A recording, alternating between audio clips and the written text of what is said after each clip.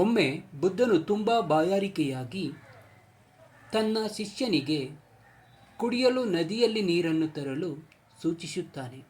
ಶಿಷ್ಯ ನದಿಯ ಬಳಿ ಬಂದು ನೋಡಿದಾಗ ಅನೇಕ ಪ್ರಾಣಿಗಳು ಮತ್ತು ಪಕ್ಷಿಗಳು ನೀರನ್ನು ಮಲಿನ ಮಾಡಿರುತ್ತವೆ.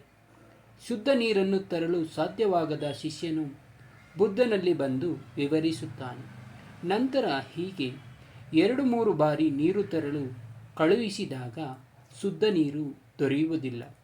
ಅಂತಿಮವಾಗಿ ಬುದ್ಧನು ತುಂಬ ಬಾಯಾರಿಕೆಯಾಗಿದೆ, ಸಹಿಸಿಕೊಳ್ಳಲು ಸಾಧ್ಯವಿಲ್ಲ, ಇನ್ನೊಮ್ಮೆ ಹೋಗಿ ಪರೀಕ್ಷಿಸು ಎನ್ನುತ್ತಾನೆ.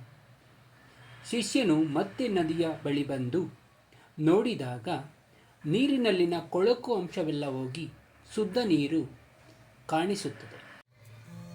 ಆಗ ಅವನು ಶುದ್ಧ ನೀರನ್ನು ಬುದ್ಧನಿಗೆ ತಂದು ನೀಡುತ್ತಾನೆ.